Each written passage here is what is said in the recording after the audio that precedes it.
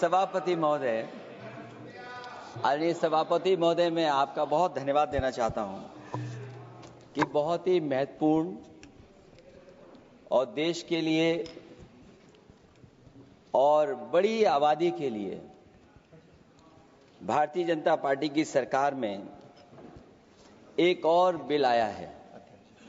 क्योंकि मेरे से पूर्व में जो हमारे साथी बोले हैं वो माननीय सदस्य हमारे साथ नहीं, लेकिन मैं उनके बहुत सारी बातों से सहमत हूं। और अध्यक्ष महोदय, मैं देख रहा हूं जो एक्स कांग्रेस वाले हैं वो ज्यादा बोल रहे हैं।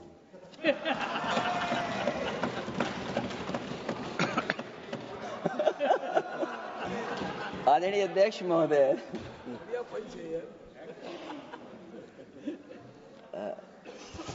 अध्यक्ष महोदय, जो आज बिल पेश हुआ है, मैं हिंदी और अंग्रेजी को जो कुछ समझ सकता हूं वो यही मैं कह सकता हूं कि माननीय मंत्री जी ने ये कहा कि ये उम्मीद है।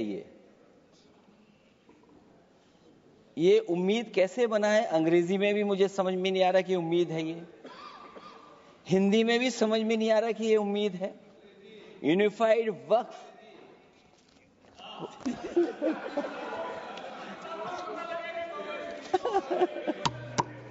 अध्यक्ष महोदय, यूनिफाइड वक्फ मैनेजमेंट, मैं अकेला काफी हूं। अध्यक्ष महोदय, ये अध्यक्ष महोदय, मैं समझ सकता हूं कि मैं वो बात छेड़ना नहीं चाहता था, लेकिन क्या करूं, मजबूरी है अब। अध्यक्ष महोदय, अभी माननीय सदस्य लोग ये कह रहे हैं कि हमारे सदस्य नहीं है यहां पर जो हमारे साथी हैं, लेकिन अध्यक्ष महोदय मैं ये कहना चाहता हूं, अध्यक्ष महोदय मैं ये कहना चाहता हूं, ये जो बिल लाया जा रहा है, भारतीय जनता पार्टी में एक मुकाबला चल रहा है। भारतीय जनता पार्टी के अंदर मुकाबला चल रहा है कि खराब हिंदू कौन बड़ा है। और ये बात अध्यक्ष महोदय मैं ऐसे ही नहीं कह रहा हूं। जो पार्टी ये कहती हो कि दुनिया की सबसे बड़ी पार्टी है, अध्यक्ष महोदय वो अपना राष्ट्रीय अध्यक्ष नहीं चुन पाए अभी तक।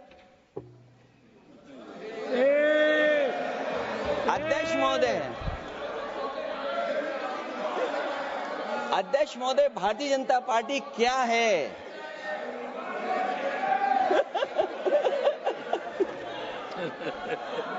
जी, मैं अखिलेश जी ने बहुत हंसते हंसते कहा है, इसको हंसते हंसते जवाब देना।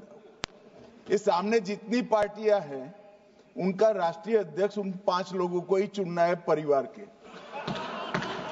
हमें माननीय अध्यक्ष जी करोड़ों सदस्यों में से 12-13 करोड़ सदस्य प्रक्रिया कर कर चुनना है तो देर लगती है। आपके यहां जरा भी देर नहीं लगेगी।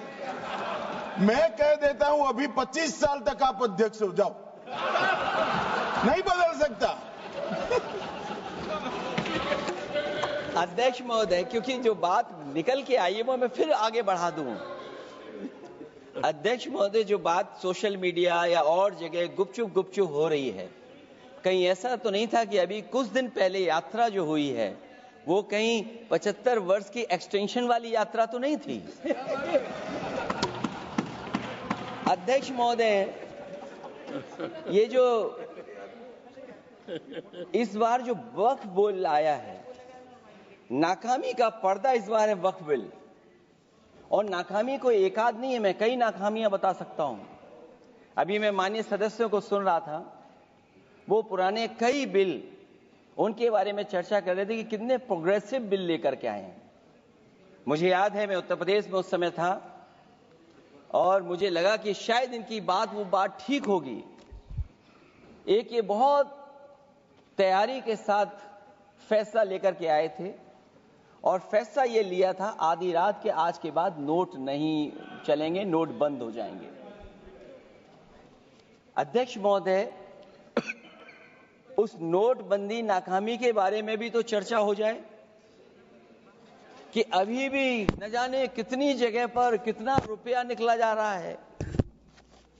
कितना निकल करके आ रहा है।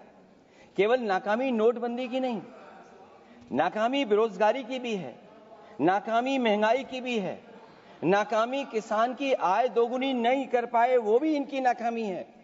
मुझे याद है एक माननीय मंत्री जी पूरे देश की नदियों के बारे में बीओडी बता रहे थे, लेकिन माननीय मंत्री जी ये भूल गए कि उनके शहर में, उनके क्षेत्र की जो नदी है उसकी बीओडी क्या है। गंगा क्या साफ हो गई, यमुना क्या साफ हो गई, स्मार्ट सिटी क्या बन गई, क्या गोद लिए हुए गांव इन्होंने गोद से उतार दिए, उनकी क्या दुर्दशा है। इसलिए मैं कहना चाहता हूं, ये नाकामी का पर्दा इस बार वक्फ बिल बना है। और सबसे बड़ी बात तो यह है कि जिसके लिए फैसला होना है उसकी बात को अहमियत न देना भी नाइंसाफी है। अध्यक्ष महोदय, नाकामी केवल यहां तक नहीं है। और भारतीय जनता पार्टी क्या है, मैं केवल एक पुरानी घटना याद करता हूं। एक बार फैजाबाद अयोध्या में एक कार्यक्रम था, उसमें बड़ी तैयारी की गई थी और तैयारी के साथ कलाकार मुंबई से बुलाए गए थे। हो सकता है वो सहमति दिल्ली से ना रही हो, केवल लखनऊ की सहमति से हो रहा हो कार्यक्रम। और जब कार्यक्रम की पूरी तैयारी हो गई, भगवान श्री राम बनकर के कोई आ गया, लक्ष्मण बनकर के कोई आ गया, मां सीता भी बनकर के कोई आ गया, हनुमान जी, और भगवान हनुमान भी बनकर के कोई आ गया। लेकिन जब लखनऊ से वो हेलीकॉप्टर उड़ा और अयोध्या पहुंचा तो सब लोग थे, लेकिन उसमें हनुमान नहीं थे। अध्यक्ष महोदय, मैं भारतीय जनता पार्टी के लोगों से कहूंगा कि जानकारी करिए कि आखिरकार भगवान श्री राम थे, लक्ष्मण थे, सीता थी, लेकिन हनुमान क्यों नहीं थे? हनुमान इसलिए नहीं थे, शायद उनकी जात या धर्म कुछ और था। अध्यक्ष महोदय, ये देश मिली जुली संस्कृति से चला है। कुछ हमने सीखा, कुछ उन्होंने सिखाया। और जो लोग ये कहते हैं कि हम सबको बराबरी का हक देते हैं, अभी कुछ दिन पहले ईद निकली है। अध्यक्ष महोदय, वो परंपरा रही है, न केवल मैं जाता हूं बल्कि कोई दल का नेता ऐसा नहीं न जाता हो उस कार्यक्रम में शामिल होने। भारतीय जनता पार्टी के जो मुख्यमंत्री, उप मुख्यमंत्री, वो भी जाते हैं, उप मुख्यमंत्री, सभी धर्मों के नेता आते हैं। लेकिन पता नहीं इस बार क्या साजिश थी, षड्यंत्र था कि वहां पर कुछ पाबंदी लगी हुई थी। अगर किसी कारण पाबंदी लगी हुई थी तो बात समझ में आती है, लेकिन जब जानकारी हुई है, किसी को नहीं पता था कि पाबंदी क्यों लगी है कि आप नहीं जा सकते वहां पर कार्यक्रम में शामिल होने। क्या यही भारत है, यही संविधान हमें रास्ता दिखाता है? अध्यक्ष महोदय, मंत्री जी बताएं हमें, वो खुद भी माइनॉरिटी हैं, भगवान बुद्ध के रास्ते पे चलते हैं। भगवान बुद्ध का रास्ता दूसरा है। हम आपको अपना मानते हैं तब भी जब आप हमारे बहुत सारे ग्रंथों को नहीं मानते हैं, तब भी हम आपको अपना मानते हैं। आप हमारे पुराणों को नहीं मानते हैं, आप हमारे उपनिषदों को नहीं मानते हैं, लेकिन सोचिए, हम हिंदू वो लोग हैं जो आपको स्वीकार करते हैं और गले लगा करके चलते हैं। अब मैं दूसरे धर्म पे नहीं जाऊंगा, कोई नाराज हो सकता है। मैं दूसरे धर्म के बारे में नहीं जा सकता, मैं केवल यही बताता हूं। और मैं उत्तर प्रदेश में, अध्यक्ष जी, जहां से आता हूं, मैं अपमान नहीं कर रहा हूं, मैं सच बोल रहा हूं। और ये बिहार के चुनाव में जो आप कह रहे हैं कि महिलाओं को 2 मेंबर बना दिया, इस बार मैं भी देखूंगा आगे भारतीय जनता पार्टी कितनी महिला लोगों को टिकट देंगे वहां पर।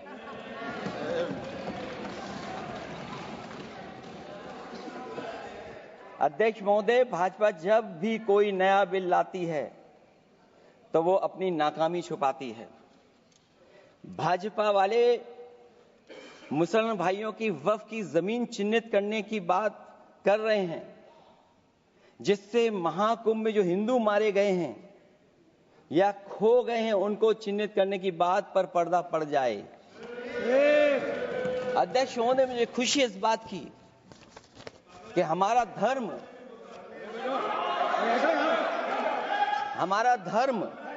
अध्यक्ष महोदय नहीं कुछ कहना चाहते हैं नहीं प्लीज, उनको अलाउ नहीं किया। अध्यक्ष महोदय, कुंभ में आस्था सबकी है, कोई ऐसा नहीं जिसकी आस्था ना हो। और कुंभ कोई पहली बार नहीं हो रहा था। ये भारतीय जनता पार्टी के लोगों ने ऐसा प्रचार किया कि 144 वर्षों के बाद पहली बार महाकुंभ होने जा रहा है और लोग निकल पड़े। सरकार ने कहा कि हमारी तैयारी 100 करोड़ की है। आप कहते टेक्नोलॉजी का हम इस्तेमाल करेंगे, जमीनों को हम मैपिंग कर करके डेटा एंड रिकॉर्ड ठीक करेंगे।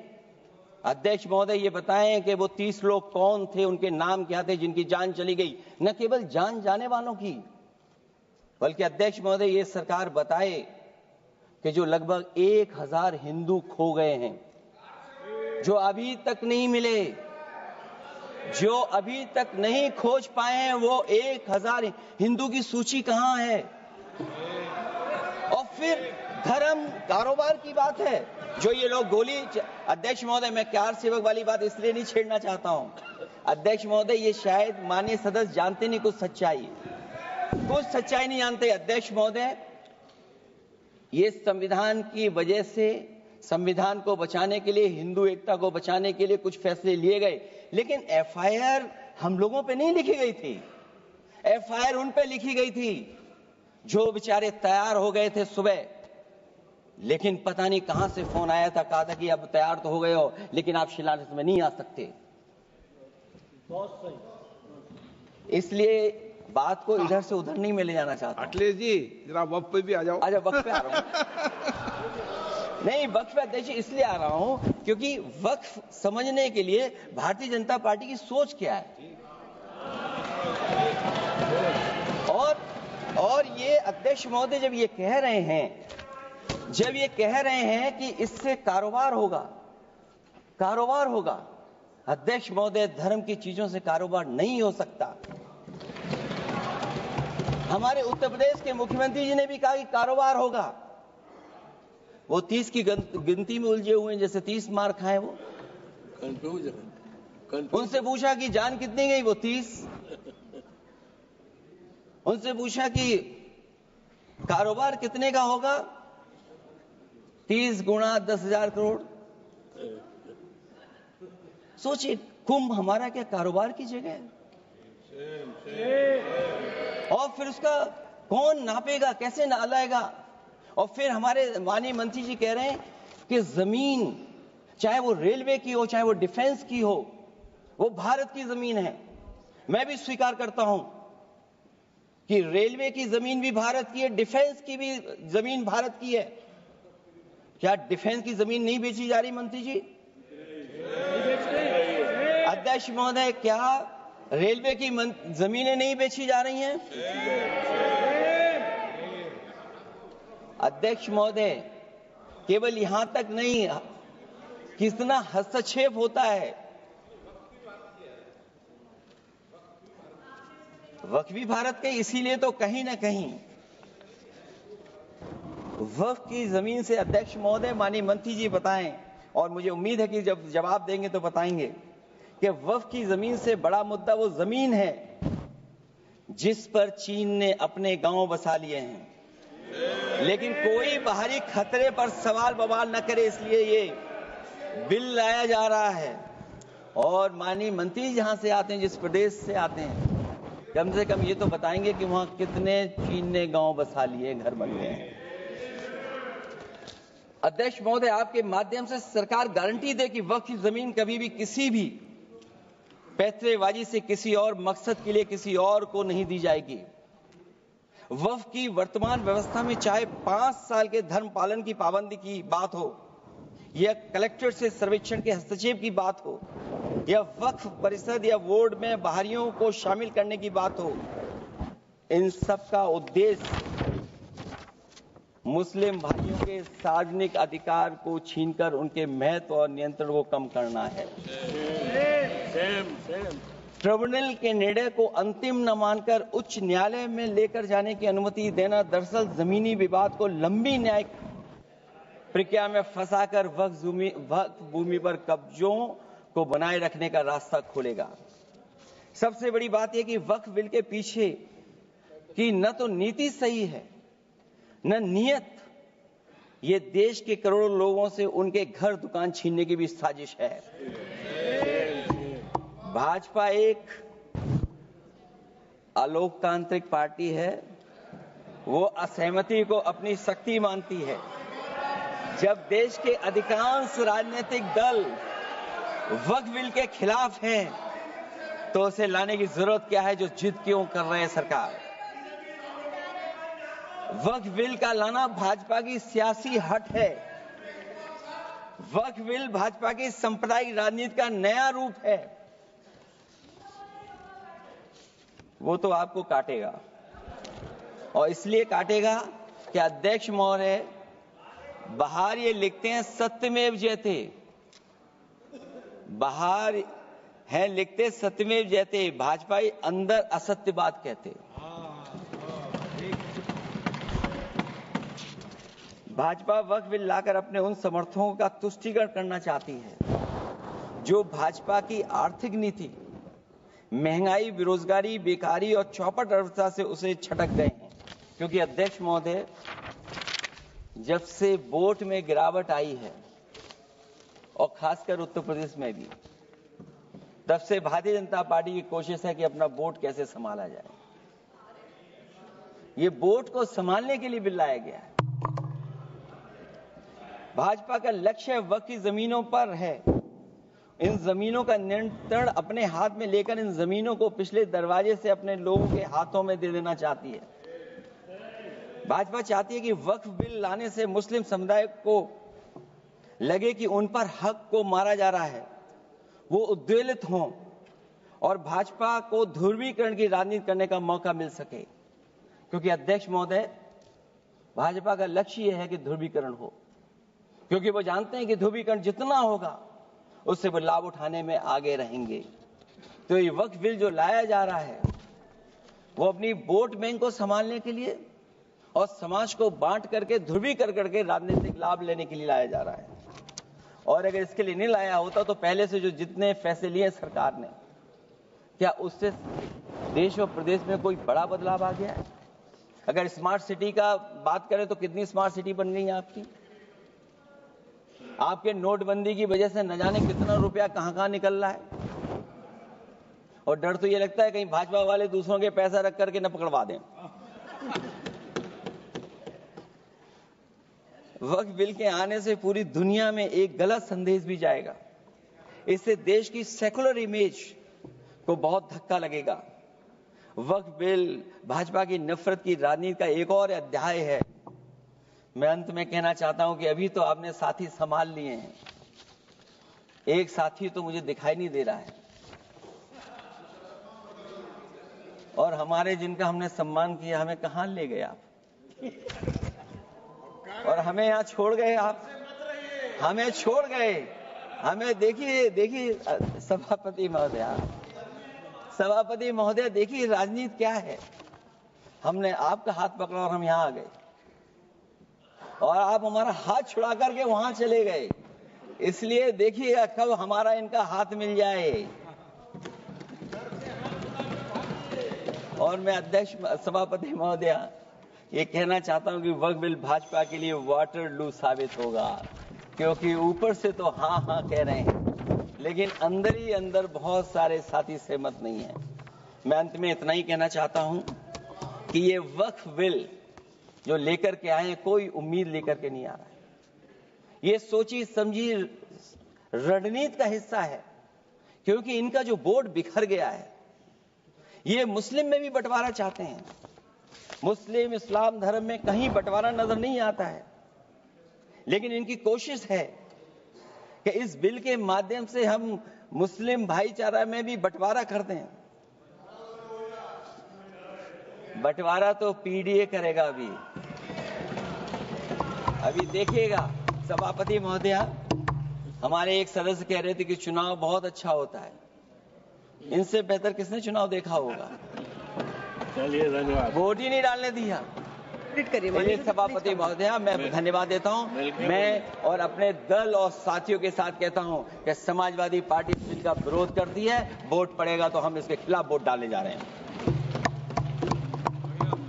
माननीय सदस्य श्री